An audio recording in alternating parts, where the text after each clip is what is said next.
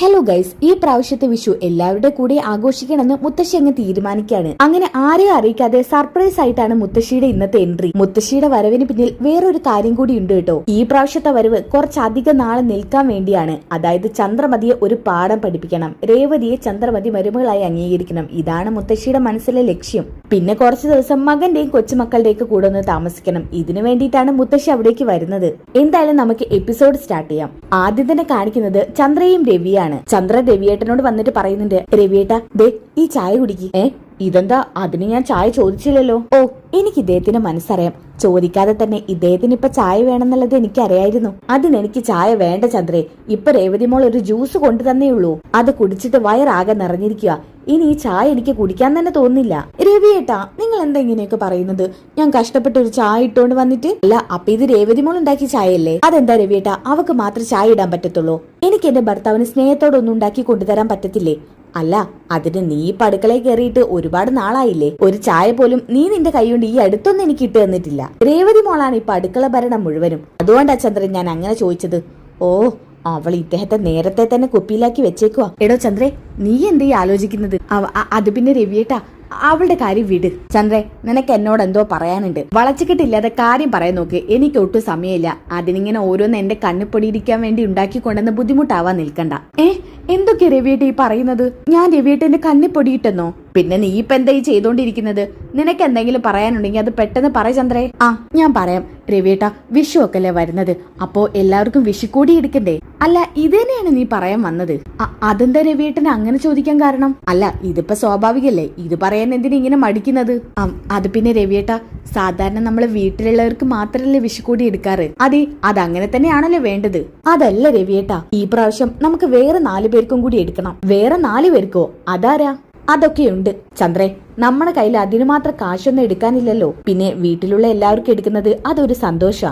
അതുകൊണ്ടാ എല്ലാ പ്രാവശ്യവും ഞാൻ എല്ലാവർക്കും ഡ്രസ്സ് എടുക്കുന്നത്. എന്ന് കരുതി നീ ഇങ്ങനെ ആളെണ്ണം കൂട്ടി എങ്ങനെ ശരിയാവുക? രവിയേട്ട, ഇത് കൊടുക്കേണ്ടവർ തന്നെയാണ്, അർഹതപ്പെട്ടവര്. അർഹതപ്പെട്ട കഴികളിലല്ലേ ഇതൊക്കെ എത്തേണ്ടത്. അതൊക്കെ അങ്ങനെ തന്നെയാണ് ചന്ദ്രേ. പക്ഷെ നീ ഇതുവരെ പറഞ്ഞില്ലല്ലോ ആർക്കാ കൊടുക്കേണ്ടതെന്ന്. അത് വേറെ ആർക്കും അല്ല, ശ്രുതിയുടെ അച്ഛനും ഇളയച്ചനും, പിന്നെ നമ്മുടെ വർഷയുടെ അച്ഛനും അമ്മയ്ക്കും. ഇത് കേട്ടപ്പോ തന്നെ സച്ചി കൈ പൊട്ടി ചിരിച്ച് താഴോട്ട് ഇറങ്ങി വരുന്നുണ്ട്. എന്നാൽ സച്ചിയുടെ കൂടെ കൂടി ചിരിക്കുകയാണ് അച്ഛനും. അവരുടെ ചിരി സഹിക്കാൻ വേണ്ടി ചന്ദ്ര ചോദിക്കുന്നുണ്ട്, എന്തിനാ നിങ്ങൾ രണ്ടുപേരും എന്നെ ഇങ്ങനെ കളിയാക്കുന്നത്? ഞാനേ പറയേണ്ടത് തന്നെയാണ് പറഞ്ഞത്. ഇപ്പൊ ഞാൻ ഇതൊക്കെ ചെയ്യുന്നതിന്റെ അർത്ഥം നിങ്ങൾക്ക് പിന്നീട് മനസ്സിലായിക്കോളും. ഇപ്പൊ അച്ഛനും മോനും എന്നെ കളിയാക്ക്. ഓ എന്റെ ചന്ദ്രേ, നീ ഇങ്ങനെയൊക്കെ പറഞ്ഞ ആരാ ചിരിക്കാതിരിക്കുക? ഓ, അതിന് മാത്രം ഞാൻ എന്ത് തമാശ ഇവിടെ പറഞ്ഞത്? അപ്പൊ സച്ചി പറയുന്നുണ്ട്, അതെ, നിങ്ങൾ എന്ത് വേണമെങ്കിലും ഇവിടെ പറഞ്ഞു. പക്ഷെ എന്റെ അച്ഛന് ജീവനുണ്ടെങ്കിൽ ദേ ആ വർഷാന്ന് പറയുന്നവളുടെ അച്ഛനും അമ്മയുണ്ടല്ലോ, അവർക്ക് വസ്ത്രം പോയിട്ട് ഒരു കാലണ പോലും കൊടുക്കത്തില്ല. എന്നിട്ടല്ലേ വില കൂടിയ വസ്ത്രങ്ങൾ. ദേ സച്ചി, ഞാൻ നിന്റെ അച്ഛനാ സംസാരിക്കുന്നത്. അതിന്റെ ഇടയിൽ കയറി നീ വെറുതെ ഷോ ഇറക്കണ്ട. നിങ്ങളൊന്നും മിണ്ടാതിരിക്കേ. ഇനി അച്ഛനെ കൊണ്ട് നിങ്ങൾ പറഞ്ഞ് സമ്മതിപ്പിച്ചാലും ഈ സച്ചിക്ക് ജീവൻ ഉണ്ടെങ്കിൽ അതിന് സമ്മതിക്കത്തില്ല. എങ്കിൽ പിന്നെ നീ കാണിക്കടാ, ഞാനേ ഇദ്ദേഹത്തിനെ കൊണ്ട് വാങ്ങിപ്പിച്ച് അവർക്ക് കൊടുക്കും. എന്നാ പിന്നെ അതൊന്ന് കാണണല്ലോ. ആ സമയത്ത് രവി പറയുന്നുണ്ട്, ഓ ഒന്ന് മതിയാക്ക്, നിർത്തുന്നുണ്ടോ നിങ്ങള്? രവിയേട്ടാ, ഇപ്പൊ നമ്മൾ സംസാരിക്കുന്നതിന്റെ ഇടയിലേക്ക് ഇവൻ എന്തിനാ വലിഞ്ഞു കയറി വന്നത്? സച്ച് വലിഞ്ഞു കയറി വന്നതൊന്നുമല്ല. അവനക്ക് എന്നോട് സ്നേഹമുണ്ട്. അതുകൊണ്ടാണ് അവൻ എന്റെ പക്ഷം കൂടി സംസാരിച്ചത്. ഇല്ലായിരുന്നെങ്കിൽ നീ ഇപ്പൊ പറഞ്ഞ പോലെ അവൻ പറയുമായിരുന്നു. അതിന് രവിയേട്ടാ ഞാൻ എന്താ പറഞ്ഞത്? നിനക്കറിയാലോ ചന്ദ്രേ, വർഷയുടെ അച്ഛനുമായിട്ടുള്ള പ്രശ്നങ്ങൾ, ഞാനും അദ്ദേഹവും തമ്മിൽ ഒരുപാട് പ്രശ്നങ്ങൾ ഉണ്ടായിട്ടുണ്ട്. അത് നിനക്ക് നല്ല വ്യക്തമായിട്ട് അറിയാലോ.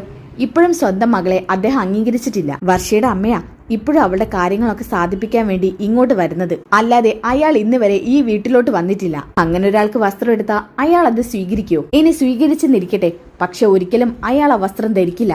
പിന്നെ എന്തിനാ നമ്മൾ വിലപിടിപ്പുള്ള വസ്ത്രം അവർക്ക് വാങ്ങി കൊടുക്കുന്നത്? അങ്ങനെ ചോദിക്കച്ചാ, ഇവർക്ക് ബുദ്ധിയില്ല. അതുകൊണ്ടാണ് ഇങ്ങനെയൊക്കെ സംസാരിക്കുന്നത്. സച്ചി, നിന്നോട് മിണ്ടാതിരിക്കാനേ ഞാൻ പറഞ്ഞത്. നീ നിന്റെ പണി നോക്കി പോടാ. സമ്മതമല്ല. എന്റെ അച്ഛന്റെ മനസ്സ് അങ്ങനെയൊന്നും മാറ്റാനേ നിങ്ങൾ പ്രതീക്ഷിക്കണ്ട. പിന്നെ അച്ഛ, ഈ പൗഡർ എടുത്തിട്ട് അച്ഛനും ഇളയച്ചനും വാങ്ങണോ? കാരണം അവര് മലേഷ്യയിലൊക്കെ അല്ലേ. അതൊക്കെ എത്തിക്കാനേ ഇപ്പൊ ഒരുപാട് മാർഗങ്ങളുണ്ട്. മിക്കവാറും ഇപ്പൊ അടുത്ത് തന്നെ ശ്രുതിക്കുള്ള പണമായിട്ട് അവര് മലേഷ്യയിൽ നിന്ന് വരും എന്ന് ശ്രുതിമോൾ എന്നോട് പറഞ്ഞിട്ടുണ്ട്. അതുകൊണ്ട് അവർക്കുള്ള വസ്ത്രം നമുക്ക് ഇവിടെ എടുത്തു വെക്കാം. എന്റെ ചന്ദ്രേ, ഇന്ന് വരെ നമ്മൾ ശ്രുതിമോളുടെ അച്ഛനെ കണ്ടിട്ടില്ല. അയാൾക്ക് ആ മോളോട് കുറച്ചെങ്കിലും സ്നേഹം ഉണ്ടായിരുന്നെങ്കിൽ അയാൾ ഒരു നേരമെങ്കിലും ഇവിടെ വരുമായിരുന്നു. അതിന് രവിയേട്ടാ, അതിനല്ലേ അവളുടെ ഇളയച്ചൻ വന്നത്. അച്ഛന് ബിസിനസ് കാര്യമായിട്ട് തിരക്കായിട്ടാ ഇളയച്ചനെ പറഞ്ഞയച്ചത്. എന്നാലും അത്രയ്ക്ക് തിരക്കുള്ള ഒരു മനുഷ്യനോ? സ്വന്തം മക്കളുടെ കാര്യം കഴിഞ്ഞിട്ടല്ലേ ബാക്കിയുള്ള കാര്യങ്ങൾക്ക് ഇമ്പോർട്ടൻസ് കൊടുക്കേണ്ടത്. അവളുടെ അച്ഛനെ പ്യുവർ ആയിട്ടുള്ള ഒരു ബിസിനസ്മാനാ. അതൊന്നും നമ്മളെ പോലെ നാട്ടുവാസികൾക്ക് പറഞ്ഞാൽ മനസ്സിലാവില്ല. എന്തോന്ന് നാട്ടുവാസികളോ? നിങ്ങളപ്പ നാട്ടുവാസിയായോ? ഓ, ഞാനൊരു പഴഞ്ചൊല്ല് പറഞ്ഞതാ. പഴഞ്ചൊല്ല്? നിങ്ങൾ വലിയ പരിഷ്കാരിയാണെന്നാണല്ലോ നായികയ്ക്ക് 40 വട്ടം പറയുന്നത്. പിന്നെ ഇപ്പൊ ഇതെന്തിനാ ഇവിടെ എടുത്തു വെക്കുന്നത്? കാര്യം സാധിക്കാൻ കഴുതക്കാലം പിടിക്കുവല്ലേ. എടാ പോടാ നീ. നിന്നെ ഞാൻ വലതും എടുത്ത് എറിയും. എറിഞ്ഞു നോക്ക്, അപ്പൊ പിന്നെ അറിയാം ഇവിടെ എന്താ ഉണ്ടാകാൻ പോകുന്നതെന്ന്. അപ്പൊ രവി പറയുന്നുണ്ട്, ചന്ദ്രേ നീ ഇപ്പൊ 2 മരുമക്കളുടെ വീട്ടുകാരെ പറഞ്ഞു, പക്ഷേ രേവതി മോളും നിന്റെ മരുമകളല്ലേ? ആ കുട്ടിയുടെ അമ്മയ്ക്കെങ്കിലും എന്തെങ്കിലും കൊടുക്കണമെന്ന് നീ എന്താ പറയാതിരുന്നേ? അത് അവർക്ക് അതിന്റെ ഒന്നും ആവശ്യമില്ല. നീ തന്നെയല്ലേ ചന്ദ്ര കുറച്ചു മുന്നേ പറഞ്ഞത് അർഹതപ്പെട്ട കൈകളിലാണ് ഏൽപ്പിക്കേണ്ടതെന്ന്. എന്നിട്ട് അർഹതയില്ലാത്ത കൈകളിലേക്ക് വിലപിടിപ്പുള്ളത് കൊണ്ടു ചെന്ന് എത്തിക്കാനാണല്ലോ നിന്റെ ആഗ്രഹം. രവിയേട്ടാ, അവരെ കാശിന് ഗതിയില്ലാത്തവരാ. അവർക്കൊന്നും വസ്ത്രം കൊടുത്തിട്ട് നമുക്ക് നേട്ടങ്ങളൊന്നും ഉണ്ടാവാൻ പോകുന്നില്ല. അച്ഛാ, നിങ്ങളല്ലാതെ ഇവരോട് ഇതിനെക്കുറിച്ചൊക്കെ സംസാരിക്കൂ. തൽക്കാലം രേവതിയുടെ അമ്മയ്ക്ക് നിങ്ങൾ വസ്ത്രം എടുത്ത് കൊടുത്തില്ലെന്ന് കരുതിയിട്ട് അവർക്ക് വസ്ത്രം ഇടാതിരിക്കാനൊന്നും ഉണ്ടാവില്ല.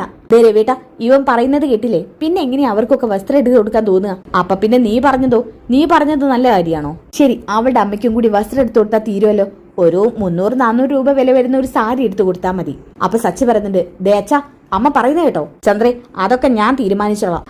അതൊക്കെ വിട്. ഞാനൊരു കാര്യം പറയട്ടെ, ഈ പ്രാവശ്യം അമ്മയെ നമുക്ക് ഇങ്ങോട്ട് വിളിക്കണ്ടേ? അപ്പൊ സച്ചി പറയുന്നുണ്ട്, അച്ഛാ, ഞാനത് പറയാൻ വിചാരിച്ചിരിക്കുവായിരുന്നു. ഈ പ്രാവശ്യത്തെ വിഷുവിന് എന്തായാലും അച്ഛമ്മ ഇവിടെ വേണം. കഴിഞ്ഞ പൊങ്കാലയ്ക്ക് നമ്മൾ അങ്ങോട്ട് പോയതല്ലേ. ഈ പ്രാവശ്യം മുത്തശ്ശി ഇങ്ങോട്ട് വരട്ടെ. ഞാൻ വേണമെങ്കിൽ ഓട്ടോ എടുത്ത് വിളിക്കാൻ പൊക്കോളാം. ഓ, എന്തിനാടാ ഓട്ടോ ആക്കുന്നത്? ഒരു ബെൻസ് എടുത്തോ. അതിന് നിന്റെ കയ്യിൽ സ്വന്തമായിട്ട് ഒരു ഓട്ടോ പോലും ഇല്ല. വാടക ഓട്ടോ ആണെങ്കിലേ ഞാൻ നല്ല അന്തസ്സായിട്ടാണ് ഓടിക്കുന്നത്. അല്ലാതെ മറ്റുള്ളവരുടെ പിടിച്ചും പറിച്ചൊന്നും ജീവിക്കുന്നില്ല. അത് മാത്രമല്ല, ജോലി ഇല്ലാതെ അഭിമാനം കളഞ്ഞ് ഇവിടെ നിൽക്കുന്നുമില്ല. സച്ചി, നിർത്ത്, മതി. രവിയേട്ടാ, അമ്മ ഈ പ്രാവശ്യം ഇങ്ങോട്ട് വരണ്ട. അതെന്താ, അമ്മ വിഷു ആഘോഷിക്കാൻ ഇങ്ങോട്ട് വന്നാ? അതല്ല ചന്ദ്രേട്ടാ, ഈ പ്രാവശ്യം ഞാൻ 1-2 കാര്യങ്ങളൊക്കെ പ്ലാൻ ചെയ്തിട്ടുണ്ട്. നമുക്കൊരിടം വരെ പോകണം. അതിപ്പോ അമ്മ ഉണ്ടാവുമ്പോ നടക്കത്തില്ല. ചന്ദ്രേ, എനിക്ക് എന്റെ അമ്മ കഴിഞ്ഞിട്ടേ മറ്റെന്തോ ഉള്ളൂ. അതുകൊണ്ട് അമ്മ ഈ പ്രാവശ്യത്തെ വിഷുവിന് ഇവിടെ കൂടണമെന്നാ എന്റെ ആഗ്രഹം. അല്ലേലും അമ്മയുടെ വാക്കൊക്കെ എന്തിനാ അച്ഛൻ കേൾക്കാൻ നിൽക്കുന്നത്? ഞാൻ ഇന്ന് തന്നെ പോയിട്ട് അച്ഛമ്മയെ വിളിച്ചോണ്ട് വരാം. അച്ഛൻ ഫോൺ വിളിച്ച് പറഞ്ഞാ മതി. ശരി സച്ചി. എടാ, നിന്നോടല്ലേ വേണ്ടെന്ന് പറഞ്ഞത്? വേണമെങ്കിൽ വിഷു കഴിഞ്ഞിട്ട് അമ്മ ഇങ്ങോട്ട് വന്നോട്ടെ. വിഷു കഴിഞ്ഞിട്ട് നീ അമ്മയെ വിളിക്കാൻ ചെല്ല്. എന്നാ ഇതൊക്കെ നല്ല വ്യക്തമായിട്ട് കേട്ട് നിൽക്കുന്നുണ്ട് നമ്മുടെ കലാവതി അച്ഛമ്മ ആരെ അറിയിക്കാതെയാണ് കേട്ടോ അങ്ങോട്ട് വന്നിരിക്കുന്നത്. അതുകൊണ്ട് എന്തായി, ചന്ദ്രയുടെ മനസ്സിലിരിപ്പൊക്കെ അച്ഛമ്മയ്ക്ക് അറിയാൻ വേണ്ടി പറ്റി. എന്തായാലും 8ന്റെ പണി കൊടുക്കണം എന്നുള്ള ഉദ്ദേശത്തിലാണ് അച്ഛമ്മ നോക്കി നിൽക്കുന്നത്. ഇനി എന്തൊക്കെ പറയുന്നുള്ളതാണ് കേൾക്കാൻ നിൽക്കുന്നത്. എന്തായാലും നമുക്ക് വിഷു കഴിഞ്ഞിട്ട് അമ്മ ഇങ്ങോട്ട് വിളിക്കാം. പോരെ രവിയേട്ടാ? എന്നാ രവി ആണെന്നുണ്ടെങ്കിൽ അമ്മയെ കണ്ടിട്ട് അന്തം വിട്ട പോലെ നോക്കി നിൽക്കാൻ കേട്ടോ. ചന്ദ്ര പറയുന്നതൊക്കെ അമ്മ കേൾക്കുന്നുണ്ട്. അമ്മയാണെങ്കിൽ ദേഷ്യപ്പെട്ടുകൊണ്ട് ചന്ദ്രയുടെ മുഖത്തോട് നോക്കി നിൽക്കാണ്. രവിയേട്ടാ, നിങ്ങൾ എന്ത് ഈ പറയാത്തത്? ഇതൊക്കെ കണ്ടിട്ട് സച്ചിക്ക് ചിരി വരുന്നുണ്ട് കേട്ടോ. രവി ഇങ്ങനെ കണ്ണോണ്ട് എക്സ്പ്രഷൻ കാണിക്കുന്നുണ്ട്. നിങ്ങൾ എന്തൊക്കെയാ മനുഷ്യ കാണിക്കുന്നത്? ആ സമയത്ത് സച്ചി ഇങ്ങനെ ചന്ദ്രമതിയെ തോണ്ടുന്നുണ്ട്. എന്താണ് നിനക്ക് വേണ്ടത്?